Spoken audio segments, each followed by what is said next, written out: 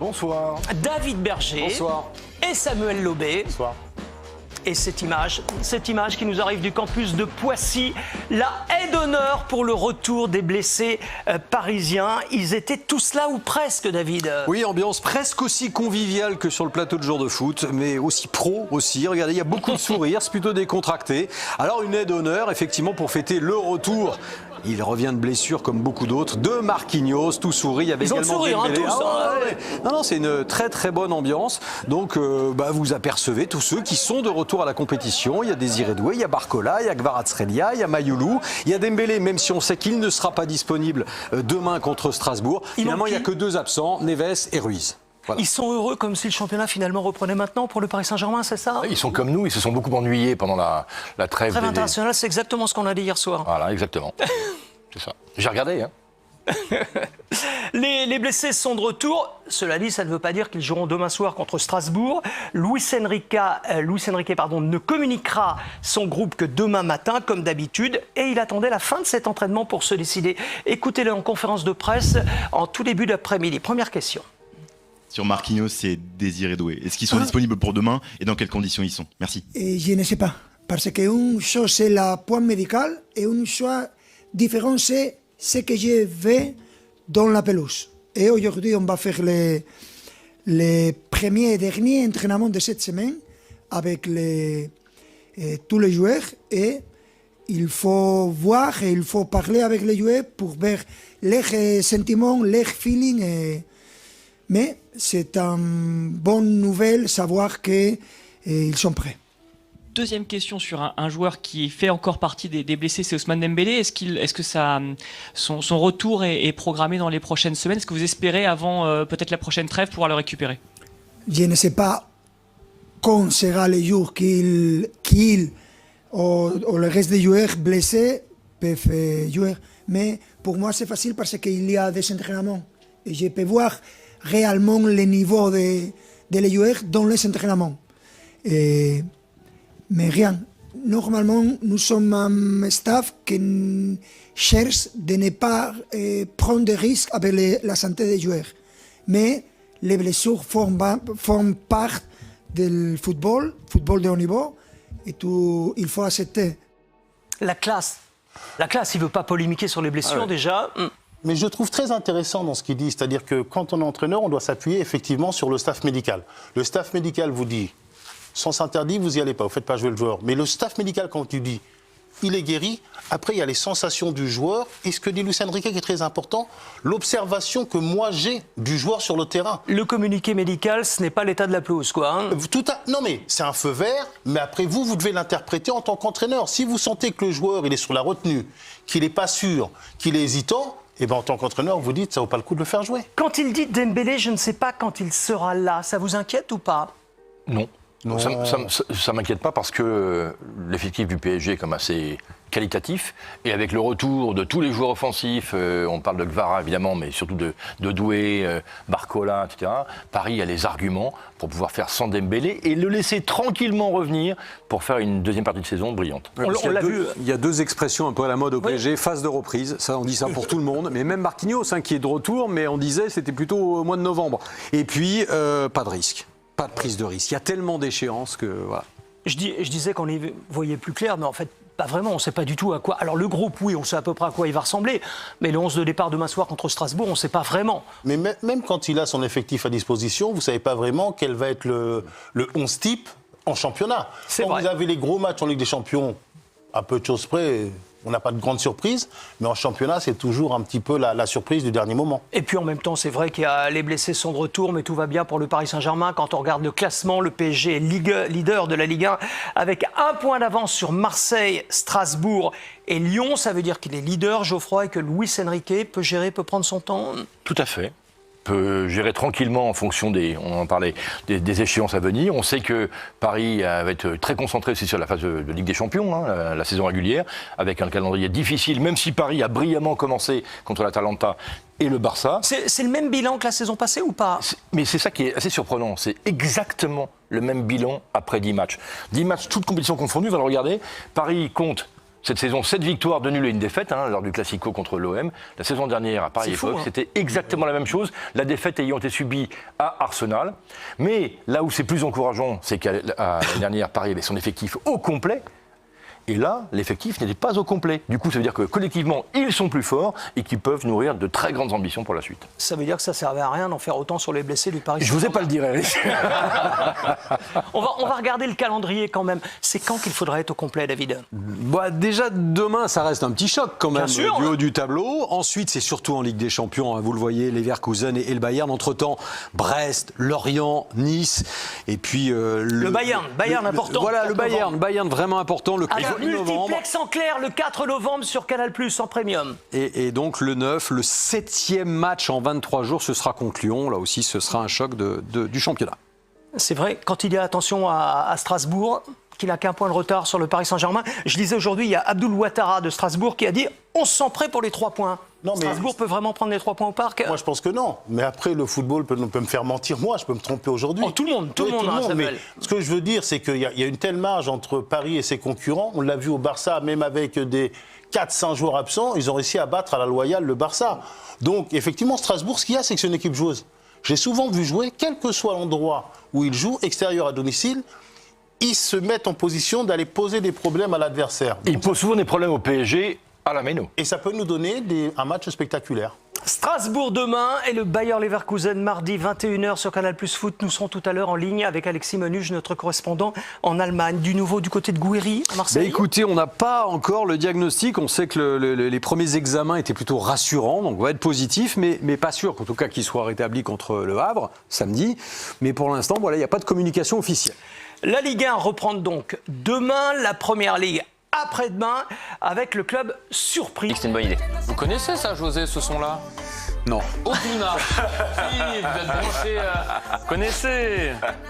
Bertrand, vous connaissez? Ah oui, il était au Ballon d'Or et tout l'an dernier. C'est vrai? Ouais, Ah ouais, c'est un copain. Bien, 3 débats ce soir, avec notamment une réflexion autour de l'Olympique de Marseille. Un trophée avant 2030, c'est l'objectif de Pablo Longoria.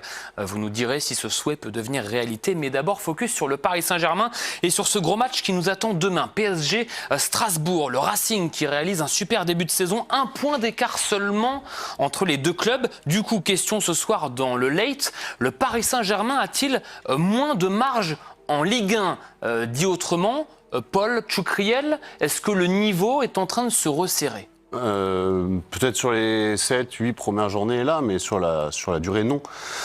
Paris, depuis l'arrivée des Qataris, a remporté 11 titres de champion sur 13.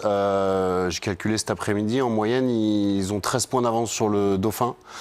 La saison dernière, c'était encore 19 sur l'OM. Il n'y a jamais un Dauphin précis qui se dessine. Il y a eu un peu Lyon, un peu Monaco, un peu Marseille la saison dernière. Donc, il faut une conjoncture en fait pour que ça se resserre. Là, il y en a une parce que Paris jouait avec très peu de joueurs titulaires à cause des blessures, mais sinon. Non. Mais donc c'est quoi? C'est oui mais non finalement? Paris a moins de marge à l'instant T parce qu'ils ont des blessés, mais sur le long terme, Paris sera champion et il n'y a aucun débat. C'est quoi l'idée, José? C'est qu'on est passé d'une marge conséquente à une marge toujours notable malgré tout. Comment vous vous positionnez? Déjà, lorsqu'on parle de marge, on parle d'une marge sur l'équipe remaniée du Paris Saint-Germain. Parce que l'équipe titulaire, l'équipe qui a gagné avec des champions, elle est toujours au-dessus du championnat. Donc on parle de l'équipe remaniée. Après, si j'étais adversaire du Paris Saint-Germain, je me dirais quand même que il faut des circonstances pour pouvoir titiller ce Paris Saint-Germain. Et je pense qu'il y en a cette saison. Il y en a parce il faut gérer sur un plan physique et émotionnel ce qu'ils ont vécu.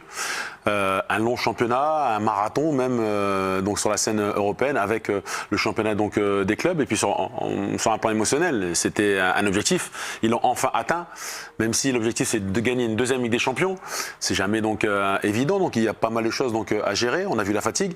Donc prendre un bon départ pour les concurrents, c'est déjà important, c'est déjà une bonne chose, c'est de mettre la pression sur le Paris Saint-Germain. Donc qu'on ait une Ligue 1 qui soit disputée, qui soit excitante, ça me plaît.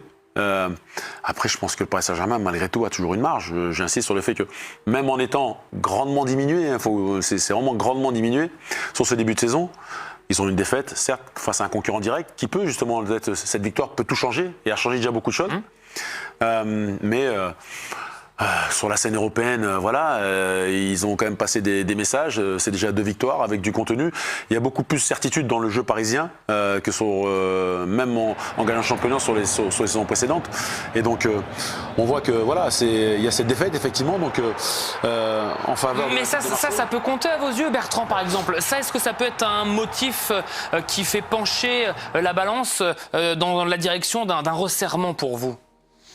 Non, je pense pas, parce que c'était dans un contexte quand même extrêmement particulier, même s'il faut enlever évidemment aucun mérite aux Marseillais, mais la seule explication pour laquelle il pourrait y avoir moins en tout cas davantage de suspense, c'est que le Paris Saint-Germain continue à avoir des blessés toute la saison.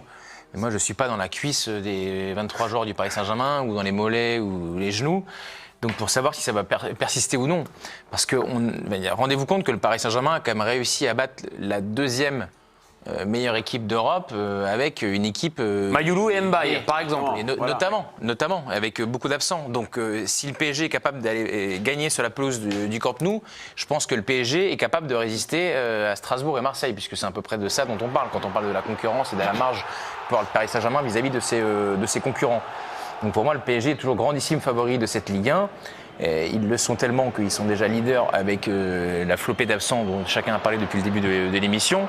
Après, Bertrand, il y a la Coupe du Monde des clubs, José en a parlé, il y a peut-être au long cours et sur le long terme des éléments qui potentiellement pourront affaiblir le s'il y a des blessés toute la saison. Oui, mais allez-y, Alex. Non, pardon, j'allais dire, on n'est pas dans leur cuisse, mais par contre, ce qu'on connaît bien, c'est leur effectif. Et globalement, on ne va pas réchauffer un sujet qu'on a déjà traité, mais le manque de joueurs de très très haut niveau et de très forte expérience dans des moments où la saison va commencer, on va rentrer dans des moments un peu importants de la saison, je pense vont coûter cher à ce Paris Saint-Germain. Et la saison dernière, je trouvais que c'était plus simple de faire le choix avant des gros matchs de Ligue des Champions de faire tourner. Cette saison, la preuve est que ça sera peut-être beaucoup plus compliqué si en janvier on ne se renforce pas côté parisien. La preuve déjà avec ce match face à Lille où il y a un match nul, une défaite face à Marseille, alors que la saison dernière il y a quand même 31 journées sans défaite. Pour moi, ça prouve déjà que la marge est en train de se resserrer. Alors certes, ils sont loin devant, mais pour moi, cette saison... Ils n'avaient pas eu autant de blessés la saison dernière. Oui, mais cette saison, on va y faire face. Cette année, avec des blessés, ils ont réussi à gagner le Camp Nou. Donc, ils sont plus forts. C'est-à-dire qu'ils n'ont pas recruté autant que certains le souhaitaient. Sauf que les faits, pour le moment, leur donnent raison, puisque même en ayant peu recruté, ils sont capables d'aller gagner sur la pelouse du Camp Nou. Donc c'est bien la preuve que les jeunes que nous ne connaissons pas, ils sont d'un niveau supérieur à beaucoup d'équipes de Ligue 1 et voire même d'Europe. En Coupe d'Europe, mais par contre en Ligue 1, Njantou contre Lille, ça paraît ne pas suffire. Et contre Marseille, avec peu de... Ils étaient devant. Ouais, voilà, mais c'est intéressant. C'est intéressant, Alexandre, vous parlez du match de Lille. Cet après-midi, je regardais la composition d'équipe. Il y avait un titulaire de la dernière finale de la Ligue des Champions, 3 jeunes de moins de 20 ans, qui à eux 3 ne comptaient pas 30 matchs, 30 titularisations en professionnel. Et jusqu'à 2 minutes de la fin et le but de Mbappé où Chevalier doit faire mieux et s'il fait un bon match, il la sort et on n'en parle pas. Paris ne perd jamais ce match, enfin ne fait jamais match nul. Donc même avec une équipe totalement remaniée, des joueurs qui n'ont aucune expérience, on l'a vu, ils ont été brillants au Camp Nou et face à une équipe qui est européenne, qui est censée oui, ils étaient potentiellement pas à Lorient, mais ils n'étaient pas en plus contre une équipe qui est potentiellement censée titiller le Paris Saint-Germain même à 100%. Il n'y a pas de match, ou alors il y a match, mais bon... Après, derrière, ça peut pousser, Marseille s'est renforcé, le Racing réalise un super début de saison, ça peut faire partie, ça peut compter dans la balance. D'ailleurs, vous savez que depuis le début, vous êtes sur écoute, parce que Dimitri Liénard est avec nous ce soir dans le Late Football Club, à la veille de ce PSG Strasbourg. Dimitri est avec nous. Dimitri, plus de 300 matchs avec le Racing, je le rappelle. Avant de parler du match de demain, votre regard sur ce débat déjà, la marge entre le Paris Saint-Germain et ses principaux concurrents. Vous avez entendu et écouté là les membres de notre plateau. Bonsoir à tous. Écoutez, je pense que je suis tout à fait d'accord avec les consultants. Je pense qu'il faudra que les vents soient contraires contre le Paris Saint-Germain pour qu'il ne soit pas champion, à l'image de ce qui se passe à l'heure actuelle. Avec tous les blessés qu'ils ont à l'heure actuelle, Bertrand l'a bien dit, José l'a bien dit, je pense qu'ils ont encore de la marge. On le voit bien que même avec une équipe amoindrie, ils sont toujours leaders du championnat. Maintenant, il y a des équipes comme l'Olympique de Marseille, comme Strasbourg, qui poussent derrière. Donc, il faudra faire attention quand même. Parce que je pense que le but, c'est d'aller chercher une deuxième Ligue des Champions, être la seule équipe française à avoir deux titres sur la scène européenne, sur cette Ligue des Champions. et il y a des équipes derrière qui poussent. Alors, est-ce que ces équipes derrière vont réussir à maintenir le cap et à pas perdre de points contre les petits clubs? Parce que ce qui se passe en Ligue 1, c'est que quand tu joues le PSG, forcément, tu es toujours un peu surmotivé. Donc eux, le Paris Saint-Germain a toujours des matchs à 200% en fait. Ils peuvent pas baisser le pied. Donc voilà, moi je rejoins les consultants. Mais attention, ils ont plus ce matelas où ils étaient vraiment supérieurs à tout le monde. Paul, dubitatif, vous faites la moue? Non, moi je pense que le matelas, s'ils sont à 100%, ils l'ont. Juste 19 points d'écart, par exemple, la saison dernière, entre Paris, champion, leader, et son premier dauphin. 30 en 2016, 13 de moyenne, je vous ai dit, sur les 11 titres qu'ils ont gagnés. Donc ils n'évoluent pas dans la même cour. C'est logique, ça s'explique, hein, et notamment la raison financière qui est la première raison. Mais déjà, quand Paris n'avait que de l'argent et des individualités, ils étaient au-dessus. Mais maintenant, ils ont de l'argent, des individualités, un bon entraîneur et un projet. Donc ça va devenir compliqué. Après, ce que dit Dimitri est très intéressant. Si derrière ça suit la cadence finalement, si vous gagnez dans un monde idéal tous vos matchs et que ça se joue sur les deux confrontations face au Paris Saint-Germain, José, potentiellement, par définition là l'écart se resserrera. C'est quelque chose que l'on peut imaginer pour le moment, en tous les cas, après quelques journées. Oui, c'est un souhait bien évidemment pour beaucoup. Mais vous y croyez par exemple à Marseille et Strasbourg là qui tiendront et qui peuvent tenir la cadence? Non, si vous me demandez ça, non, j'y crois pas parce que déjà j'aurai une première indication sur cette prochaine fenêtre où tous les adversaires, par exemple de l'OM, sont logiquement à sa portée, que ce soit donc en championnat, voire même sur la scène européenne où ils ont, la scène européenne c'est encore différent, mais malgré tout ils n'ont pas ce statut d'outsider. Est-ce qu'ils vont l'assumer? Est-ce qu'ils justement ils seront capables d'aller gagner donc tous ces matchs-là? J'en suis pas sûr. C'est des équipes qui n'ont pas toujours l'habitude de jouer sur deux tableaux, championnat et scène européenne. Là aussi, même si Marseille a un effectif étoffé, même s'ils veulent aussi briller sur la scène européenne, ils sont mis aussi la pression aussi tout seuls, terminant ce top 24. Donc il faut aller chercher, il faut les gagner les matchs, donc être capable d'enchaîner. Ça, j'ai pas de certitude. Et Strasbourg, c'est jeune. Strasbourg, c'est effectivement, c'est enthousiasmant. Ce que fait Rosenior, c'est remarquable. Mais pareil, il y a beaucoup d'incertitudes. J'ai plus de certitude aujourd'hui sur le champion d'Europe, sur le champion de France, malgré ces blessés qui, encore une fois, avec des équipes. On minimise, mais archi remaniés. Oui, c'est des jeunes qu'on ne connaissait même pas. Je veux dire, et qui sont capables de défier n'importe qui. Donc, certes, il y aura des faux pas, et ça, c'est le défaut de la jeunesse. Donc, mais ces faux pas-là, les autres les font déjà avec des équipes types. Donc, je pense que non, Paris garde et sans préparation. Image du jour, effectivement, d'Ousmane Dembélé qui était de retour à l'entraînement. Il y a encore un point d'interrogation quant à sa participation, notamment la semaine prochaine, Paul, au match que vous allez commenter face au Bayer Leverkusen. Les images, en tous les cas, du jour côté PSG. On parle maintenant un petit peu plus précisément de ce PSG Strasbourg de demain. Côté Racing, on va débarquer au Parc des Princes avec ambition, en tous les cas. Abdoul Ouattara, aujourd'hui en conférence de presse. Nous avons les moyens de gagner au Parc des Princes. On a travaillé tout au long de la semaine pour ça et on se sent prêt pour aller là-bas et prendre les 3 points. On sait tous que le PSG à l'heure actuelle c'est la meilleure équipe d'Europe. Donc c'est ce genre de match qu'on aime jouer en tant que footballeur. Et donc on va là-bas, on va jouer notre jeu et on verra le résultat à la fin du match. Ça reste assez rare quand même ce genre de déclaration. Il y a quelques mois, on n'allait pas comme ça, Bertrand, en conférence de presse, aller dire qu'on avait les moyens de s'imposer au Parc. On est d'accord sur ce constat-là. Oui, c'est ambitieux, mais c'est bien de le dire. Maintenant, il faudra le prouver. Bien, Dimitri, ça vous fait... vous sentez que le plateau est un peu, pas réticent, mais un peu sceptique. Votre réaction à cette déclaration-là, en tous les cas, côté Racing, forcément, ça vous plaît, j'imagine? Oui, bien évidemment. J'ai suivi tous les matchs du Racing depuis le début de saison. Alors, j'ai peut-être pas suivi tous les matchs du PSG, mais pour revenir sur ce que disait José, c'est vrai que même si on regarde le match à Marseille où Paris perd, la deuxième mi-temps, il n'y a pas eu photo, il y a eu une attaque-défense. C'est ce que je vous expliquais. Les équipes qui jouent contre le PSG, souvent, sont bloc bas et c'est compliqué pour Paris de manœuvrer. On a vu la deuxième mi-temps. Marseille n'a pas existé à part sur 2-3 situations de contre avec Aubameyang.